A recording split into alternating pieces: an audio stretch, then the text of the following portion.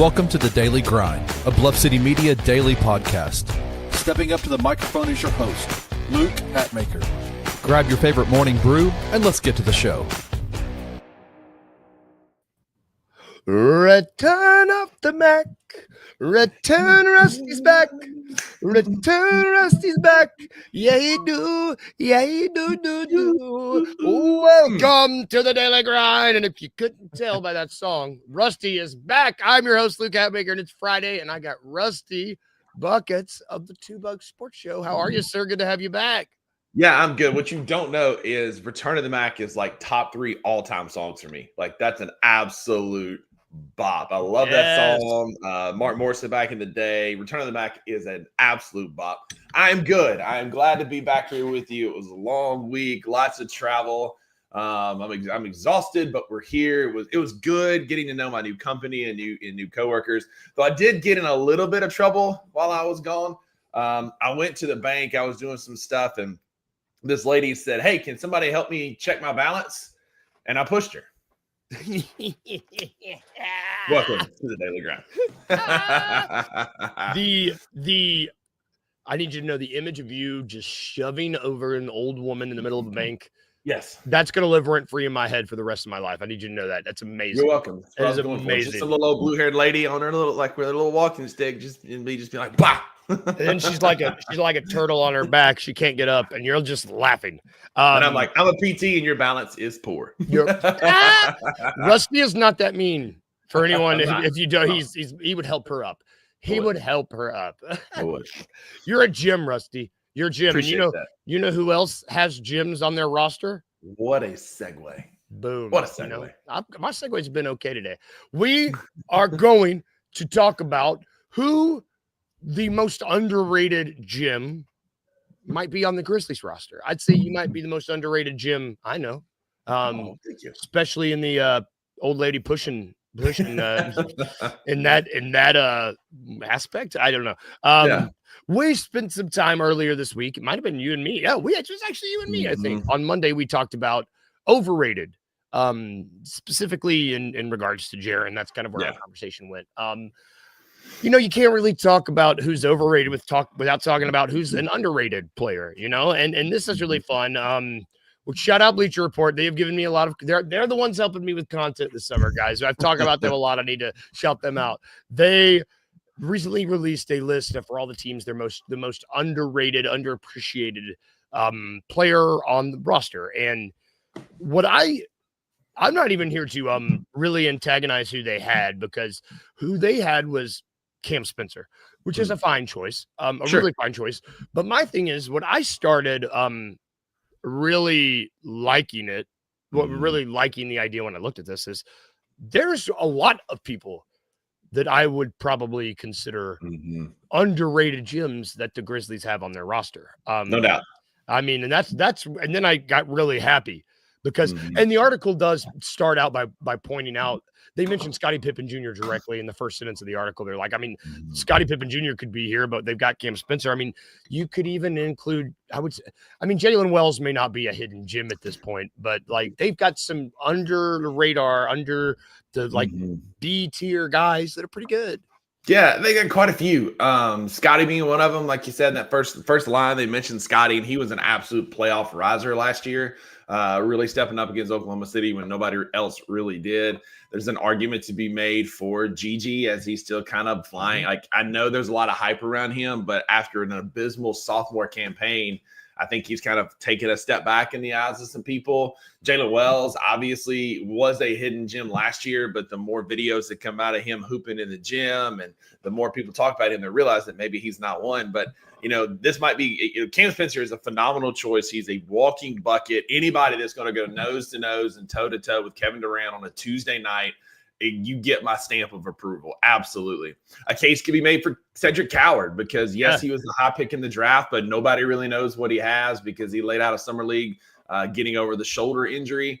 And so I think the Grizzlies, much like the city of Memphis, has a lot of people that might be outcasted or underappreciated. And I think that you could make a strong case for Cam Spencer, as Bleacher Report does here, Luke, because if he's that guy, for the second unit that just comes in and goes on a heater, a la Jay Huff last year in a couple of games, brings that edge and that attitude that we need on a night when maybe Ja doesn't have his best stuff, which, again, I'm not talking bad about Ja, but we see it, right? Like, time and time again, Ja kind of comes out a little ho-hum. You can't be good every day. It's impossible. Exactly. And so on those nights, if Cam Spencer can pick up the torch, then I'm here for it. And, a lot of those Oklahoma City players were kind of underrated gems that led to a championship for them. Yep. That's a good point, man. And I think it's a lot of the underrated moniker has befallen a lot of these guys. Let's say a lot. Like I see Wayno mentioned in the comments, specifically Gigi and Vince.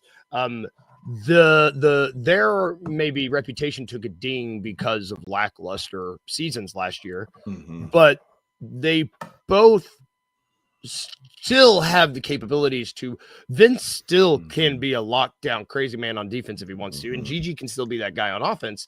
And I think because they still have it, I think that's one reason why they both could be considered underappreciated. Agreed. And, I hear what Wayno said. We were all a little bit too hyped going into last year. And then I think we also have been a bit too critical. Yes, the product was abysmal from Vince last year, but I'm not convinced he was 100%. Luke, I did a couple videos. We talked about it on here with that ankle and how finicky ankles can truly be for people. We saw Zach Edey get his tightened up so that he can actually be able to play this year. But I don't know that Vince was ever fully healthy last year. And Gigi got so far behind and then frustrated because of the clown antics of our former head basketball coach that he just got so far in his head, and maybe some maturity is part of that. I don't know. But what's in the past is in the past. Like, we recognize that, yes, there was some things that we could have done better, and there were some things that they could have done better. But I look for a bounce-back season for both of them, and I don't expect either of them this year to be a Sixth Man of the Year or Most Improved type candidate player. But if we can get solid defensive rotation minutes from Vince, and if Gigi can go out there and be an absolute slasher for the second unit and just get in the way defensively, then I think we can call it a successful season, and those unheralded gems can be a part of our comeback season when a lot of people are counting out the Memphis Grizzlies. Man, I agree with you.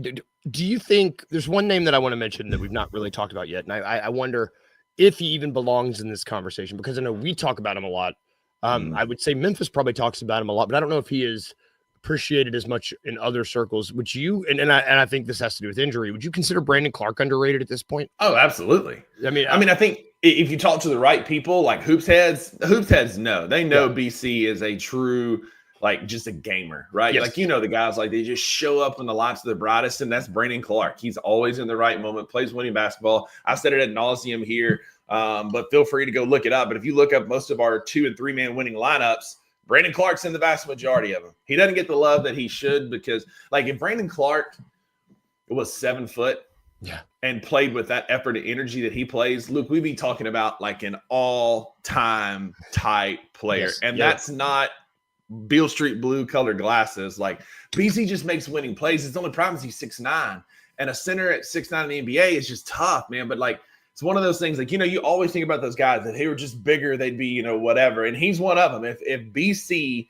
was about 3 inches taller, we'd be talking about an elite rim protector. Yeah. I think BC could go down as our most underrated gem that we've ever had, along, in my opinion, and I know this might be, faux pas to some Memphis fans, but he belongs in the pantheon of a Tony Allen because of the effort and glue guy that he is.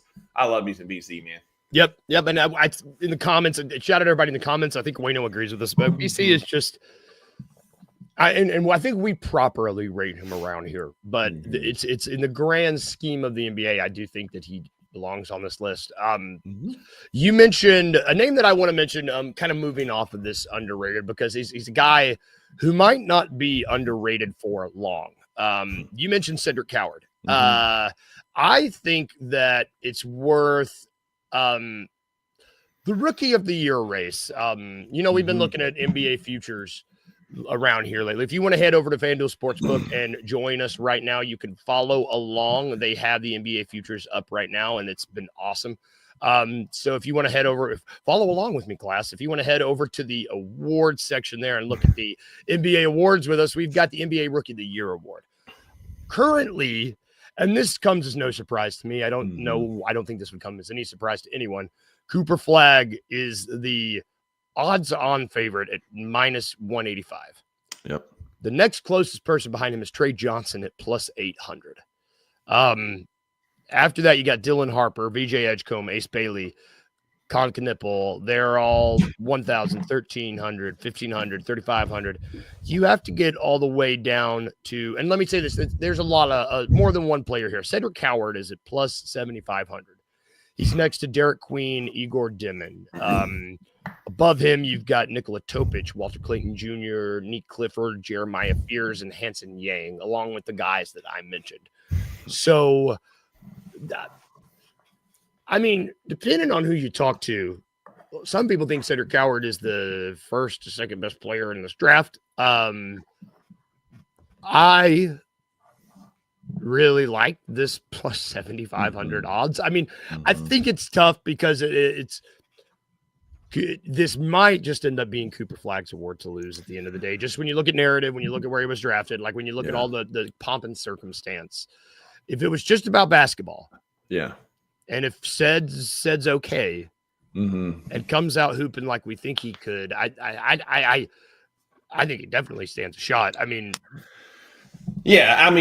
personally, I like him right where he's at, right? Jalen Wells was not on any radars last year, and he came flying up and ended up in the top 3, and a couple of injuries, here and there, and he might have even won the whole daggum thing.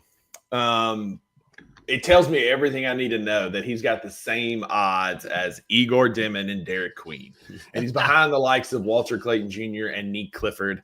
And no offense, Jeremiah Fears, who I think has bust written all over him.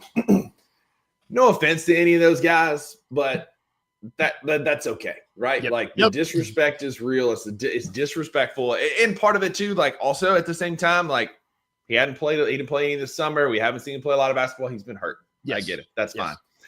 If I was a betting man, I'd throw a couple dollars on there just because you're right. I mean, Cooper Flagg, you got to bet $185 to break even to get your money back. So he is the far and away odds-on favorite, and it is absolutely his to lose. And I don't think anybody is going to win it other than Cooper Flagg this year, barring, and I don't wish injury on anybody, but barring something catastrophic, Cooper Flagg will likely walk away with this award.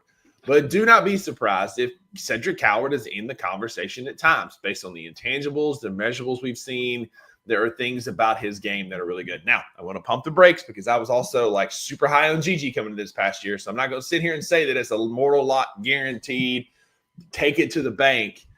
But I'm just saying, don't be surprised. Don't be surprised if Cedric Coward is better than we think, that Cedric Coward has a strong rookie campaign.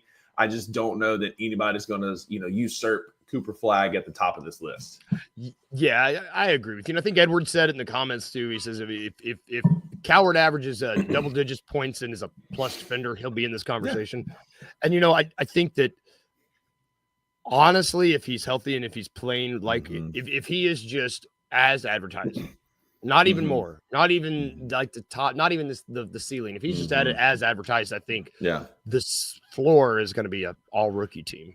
Well, he's clearly going to be in the rotation. We didn't move up and give up some picks and shoot up to try and draft him for him to be buried behind Vince and Gigi and Jalen and KCP for a long time, right? Yeah.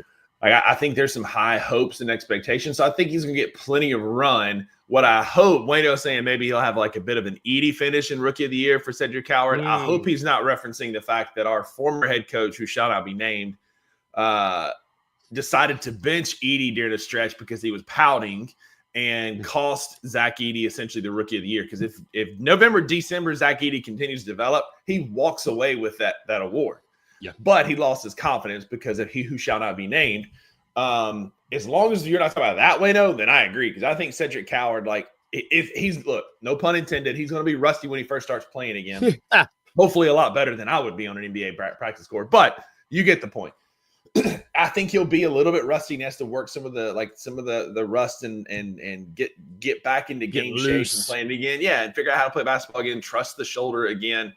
But I just think that he has a high floor, and we don't truly know what his ceiling is yet. Yep. I mean, it's as we've gone through some of these odds, there's a lot of good. It's good. You can get good money on some of these Grizzlies players' odds. I'm excited. I do like the Ty Jerome 6th man of the year. I do like that a lot. Like plus 2,000. I mean, I put about $4 or $5. Right. Make you a little money, y'all. We're gonna take a really quick break. We still got a lot more to talk about when we get back, but we just want to take a quick break, give y'all a breather, get a coffee refill. Refill, I don't know what that was. Refill and my new fancy mug with my fancy company name on it that they gave me while I was up there. Company in Colorado. We will take a quick break and we will be right back.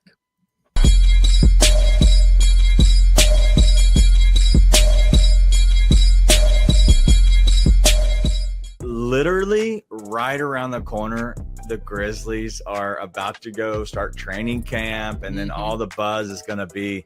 I think this is one of the more important seasons that we've had in a long time. The expectations have kind of fallen a lot. Like they're like if you went over there and looked at FanDuel and looked at who to win the championship, at one point the Grizzlies were under the Pelicans as a favorite. Oh, wow. So I think this has a big opportunity for this fan base, that if for some reason this team can, rally around Ja and Jaren, and honestly, Ja just stay healthy, Jaren get healthy, Edie get healthy. I really think this is a team that, with everything that's, around the city, with they're trying to build up the downtown, they're trying to get people back in.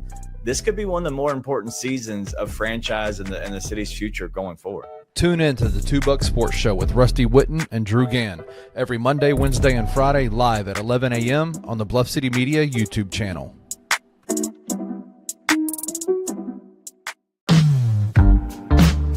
Choking and token. The Mid-South's first cannabis-themed jiu-jitsu tournament. August 16th at Midtown Krav Maga and Jiu-Jitsu. At 1 p.m. 21 plus to compete or consume. Consumption not required. Ounce of Hope is licensed by the state of Tennessee. This is all 100% legal hemp products. Everything's good to go. We'll have gi divisions. No gi divisions.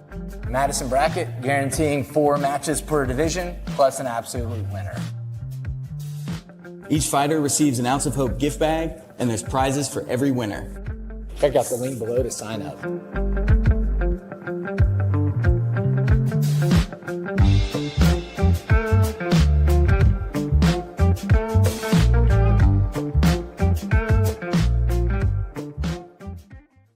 I've seen some people really kind of get after Penny for that statement. I have not, bro. I haven't seen much of anything on this whole thing. Like, what did you expect him to say? You expect him to come out and just throw the kid to the wolves? That is, if in the history of Penny Hardaway as the head coach of the University of Memphis, when has that ever happened? When has he ever done that? Yeah, he's never done it. Yeah. But that cloud over the team is going to be there as long as these investigations and these accusations are on the way. If the Tigers come out and they win games, especially early on, and Sincere Parker's an active contributor to them winning games, ain't nobody going to talk about anything that happened legally with him. Now, if they come out and they struggle and he struggles, then the questions are going to be, why are they struggling? Is it because of the legal cloud hanging over Sincere Parker's head, right? Like, good point. But if they win games, I can guarantee you there is not going to be a single conversation about the off-season legal stuff that he's going to be going through. Check out the Anthony Sane Show live Monday through Friday at 2 p.m. only on the Bluff City Media YouTube channel.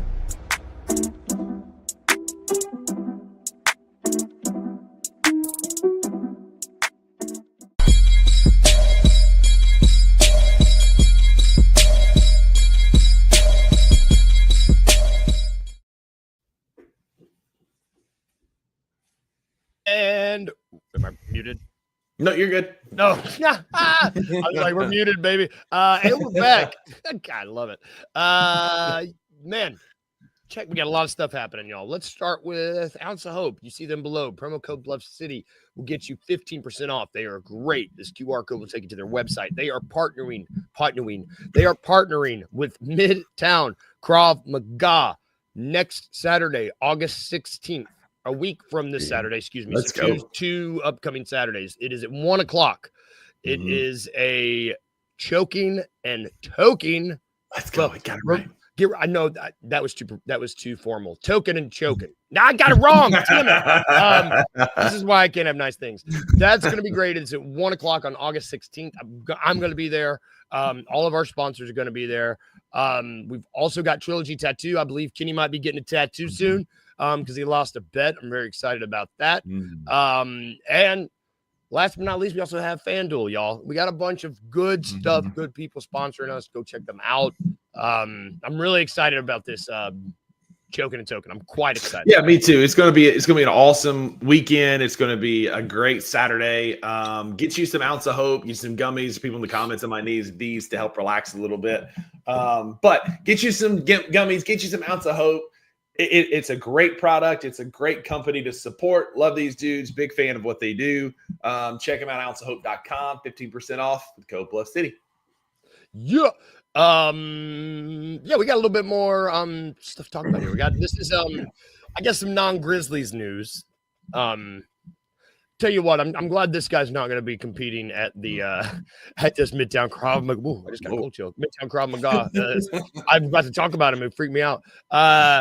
Pictures surfaced recently of I don't like this. Victor Wembanyama training with Kevin Garnett, and the pictures look like it's like Ben Stiller and Heavyweight yelling at those little fat kids, and it's just man, if you would have told me in the offseason who were the two people that I don't want to see Wembanyama train with, I probably would have jokingly been like, Shaolin monks would suck. And then I would have been like, but really Kevin Garnett. And then he goes, and then he does both. He does them both. And yeah. Oh, man. Edward's right. This is Batman training with a Ra's al Ghul. There's no doubt about that. Like, the last thing we need is for Wemby to develop the edge and attitude and competitiveness that KG has, probably still. Yeah.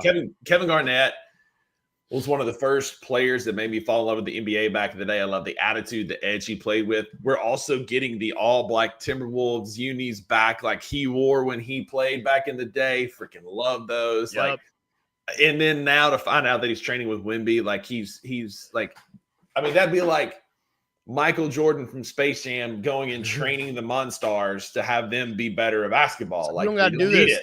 Why are we doing that? Like, you're helping the wrong side. Like, he is not of this earth. What are we doing? The movie is over if this happens. We don't want the movie to be over. And man, I just certainly hope. I mean, the big ticket is the last person that Wemby needs to model his game after. I'll say that. Victor, I know you're a big fan of this show. Stop it. Don't do that no more. Don't do that. But no, anymore. I mean, but for real, like I mean, like KG, if he can unlock some of that attitude and competitive fire within Wemby, which I'm not saying is not there, but we all saw, you saw KG and how just utterly competitive and aggressive he was. Like, if he can unlock even a fraction of that in Victor Wembanyama, it's over, man. It's over. Like, and this is not me saying anything bad about Wembanyama, because this is 100% what I would be doing. Wembanyama is an avid reader. Likes to read on the planes, and is likes fantasy books. I know he loves some of the same books I like. Kevin Garnett doesn't strike me as the guy who's avidly reading on a plane. He's probably like down in tape, trying to get that edge better. And Wembanyama could probably do both on the plane. He's a damn alien. I bet he can read a book in one hand and then crush tape in the other, man. It's just the last thing we need. It's like Kawhi. Kawhi Leonard, the joke was they used to plug him into charge and download new, firmware underneath the court at San Antonio. With Wemby, like, Scotty beams him up. He goes back to the mothership, recharges, comes back down. Then he comes down here and he practice and plays one of the best post players to ever do it in the NBA, and we're supposed to be okay with that. Like, we already had to deal with the robot that is Kawhi Leonard. We're now having to deal with the alien that is Victor Wembanyama, and he's training with KG, also learning, mental edge from the Shaolin monks. Like, he's playing chess in New York. What are we doing? You think he's better than me is what he thinks. They get all Boston on him. I'm not even from Boston. I mean, it's just tough because the kid's super likable. He is. It's just like he's awkward as hell, but he is likable. He's kind of easy to root for. He just seems like really a humble kid. Frustrating, man. I know. It's but fun. it's easy to get people to he's such a great entryway into new basketball fans because you can be like, you want to see something crazy? Watch this dude. He moves normal, even though he's stretched out weird. And they watch it and they're like, oh my God, you're right. I should crush some basketball. And it's like, yeah, you should.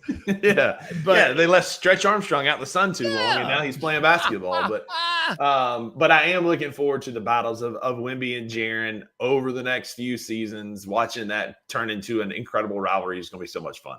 Yeah, well, and also before we get off this topic, it's it's good to see his health. Because blood clots are no joke. No. And it's good to see that seems to be over. I'm snapping. Yeah. That's over, and he's past that. Like, you don't wish injury on anybody. You really don't wish blood clots on any blood clots. That ended Chris Bosh's career, man. Like, that's nobody wants to see that. Speaking of what people want to see, it is time for your daily dose of It's a Trap. Let's go. All right. The name of the game is It's a Trap. It is named in honor of Admiral Akbar of the Rebel Alliance fame. He's right there. There he is. Let's go. Back from the dead. He's back. Let's go. Dead. The name of the game, It's a Trap. Here's the rules. I will give our contestant, 3 different bets, odds, wagers. Pick a synonym. 2 of these are real. 1 is a trap. You just have to tell me which one's a trap. They're going to be topical, and then we're going to discuss these odds a little bit. It's fun. This is good. Now, I don't prep people for this. I'm excited for this, and I hope I try to pick stuff that I think that not, I try to make it fun. See, I felt bad. Everybody, I've got a little whiteboard that's getting delivered today that it's small. I'm going to update it. It's not fair because you've played more than everybody else. And that's true. Everybody else is 1-0. You're 1-1. I think that you're going to be able to get your feet back under you today. All right. Let's go. The topic of today's It's a Trap is the FedEx St. Jude PGA Championship. I like it. Okay. Now, these odds are straight from FanDuel Sportsbook. The segment is sponsored by FanDuel Sportsbook. So check this out, y'all. If you want to follow at home and see if Rusty is right or help him in the comments, you are allowed to help in the comments. That was fun. People were helping Kenny, and that was really fun. All right. So which one of these is a trap? Is it A? Oh, and this is to win. I guess this is to win the FedEx St. Jude Championship. I'm not going to give you the current leaderboard. Well, maybe – No, don't give me the leaderboard. Okay. I'm taking my throne back the right way. Yes. All right. Is it A, Scotty Scheffler plus 360, B, Tommy Fleetwood at plus 450, or C, Justin Rose at plus 1400? So, I mean, Scheffler is plus 360. That's easy money. Like, yeah, that's real. Tommy Fleetwood had a good day yesterday. I know he's played well. I was keeping up a little bit I was looking a little bit last night on my flight. Fleetwood played well last night. You said Justin Rose plus 1400? Yeah. Justin Rose, it's a trap. Let's go. Yes, you are back on top, brother. Let's go. Love it, man. Okay, so Justin Rose. So for those keeping track at home, Scotty Scheffler, Tommy Fleetwood, here are those odds. It does seem like after the day Fleetwood had yesterday, it's going to be a 2-horse race. I mean, there's the person that's currently in first, I didn't want to put them on here, but I think they're third highest odds. Let me find their name. I feel bad. Sorry, golfers. I know you're listening. It is, and I can't even say it. Akshay Bhatia. Akshay Bhatia. Oh, yeah. Bhatia. Bhatia. He's playing quite well. So Justin Rose has plus 2,200 odds. He's playing okay. Plus 2,200 sounds more his speed. Harry Hall is plus 1,400. He is currently, I think, third on the leaderboard. And so is Justin Rose. But Justin Rose's odds aren't great because Justin Rose is known for having like one day where everything falls apart. It could be today. It could be tomorrow. You don't know when it is. The only thing you do know is that it's coming. And when it will be an ugly meltdown when it happens. It's so funny because I consider myself, I'm like a casual golfing fan. I really love watching. I try to keep, I know the names. I try to keep, I love Scotty. I mean, I think if you're if you're our age, it's like Scotty's our guy. And Rory, we like Scotty, we like Rory, we like. Yeah, he's the new Tiger Woods, right? He's just Yes. going out and dominating, and you just want to see how great this guy truly can be, which is different about golf. Real quick sidebar, and I'll shut up. Give it to me. That's But what this is for. But like with Tom Brady and LeBron and Kobe and Jordan, people hated him. They hated him because they were so successful.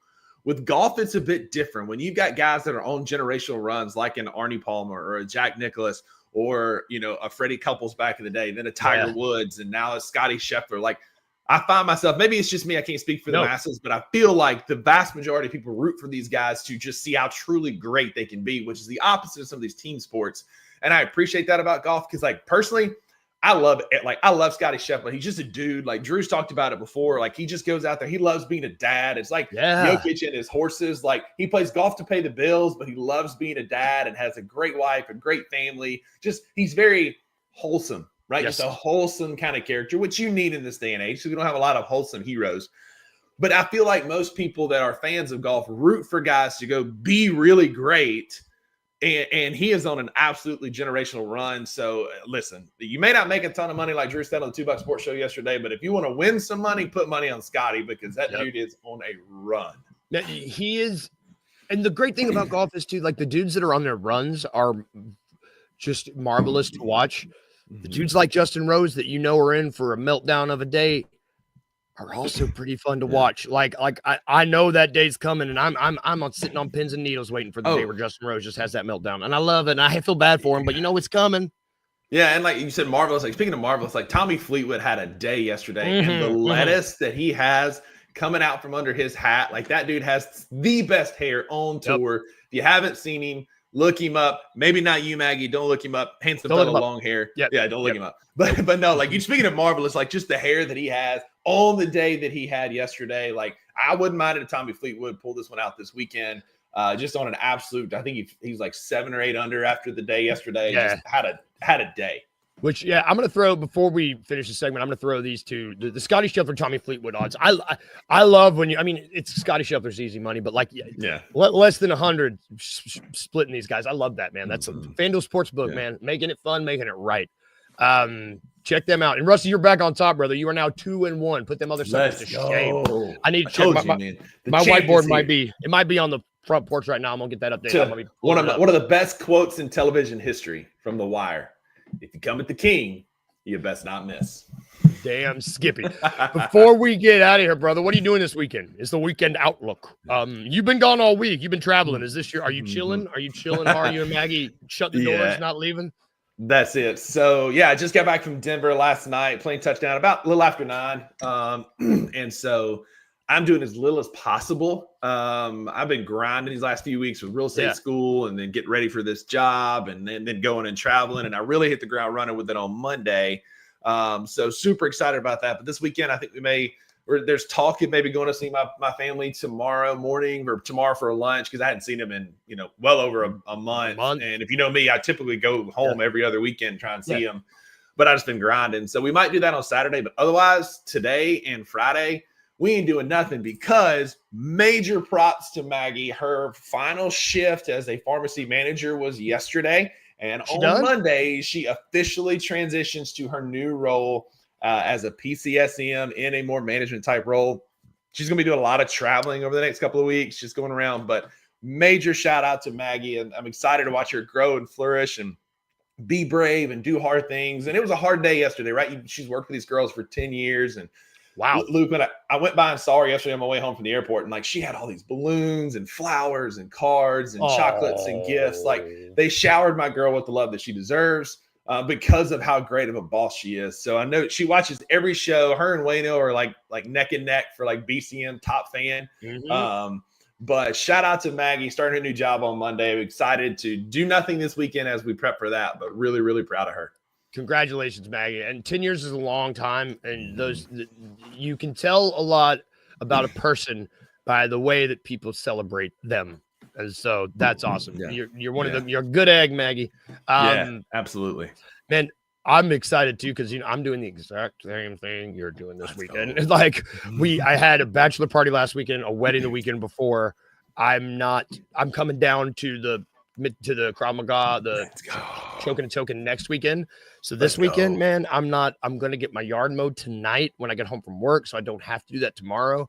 And I'm just going to, I might watch the Harry Potter movies just because I can. I might. So we might watch Jurassic Park this weekend. Speaking of like old time movies, because she just last finished night. the book. Let's go. She just finished. She finally read the book.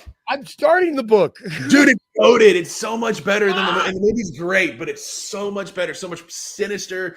Like you nerd out, and it's a dinosaur nerd. Like you nerd out over all the the sequencing and how they develop and all that stuff. I'm telling you, like. It's good, and then The Lost World, the sequel book, is just as good. Like they're just truly goated books, man. It's I'm deciding it right now. As soon as I finish the current book I'm reading and I start this, since Maggie's reading it, we're gonna have a daily grind book club. And since you've already read it, this is gonna be great. Okay, this is great. Amazing. That's great. That's great. That's gonna do it for our show today. We just birthed a new segment, and you guys saw it live. Edward, before we get out of here, Weapons. The new horror movie, I haven't seen it yet, but holy God, it looks scary. If you've seen it, if you're telling us to go see it, I might go to a matinee because this movie looks scary. This movie. I didn't even see the previews for it. It's got Ruth from Ozark. It does. Yeah. Let's go. She saw you. Okay, cool. Edward, don't spoil it. It looks scary. Yeah, watch the trailer, Rusty, when we get off the show because it's spooky. That's gonna do it. Edward gives it a 9 out of 10. Oh. Edward, my guy. Okay, I wonder what time is it? I got time to squeeze a movie in before work? I do not. Thank you guys for watching, y'all. Thank you for all of our sponsors. Thank you for Midtown Krav Maga, Trilogy Tattoo, Ounce of Hope, Grind City Brewing, FanDuel Sportsbook. Was that all of them? Ounce of Hope? Did you say? No, Trilogy Tattoo. Let's go. I don't know. If I forgot one, I'm very sorry, but I think that's all of them. I think I did good. We won't be back until Monday, y'all. Enjoy the weekend. $2 Sports Show today at 11. Are y'all both back? Is it the $2? The boys are back again. Let's go. Tune in. It's gonna be a great show. Got some NBA stuff for you, and then a ton of college football. Let's go. Football's back, y'all. And then Anthony Sane is back at 2. So check them all out, y'all. We got a full slate today. Have a good weekend. If we can leave you with anything, like we always do, leave you with this. Remember to be a little weird, just a little bit. And remember to smile real big. Yeah, bye, guys. See you on Monday. Have a good weekend.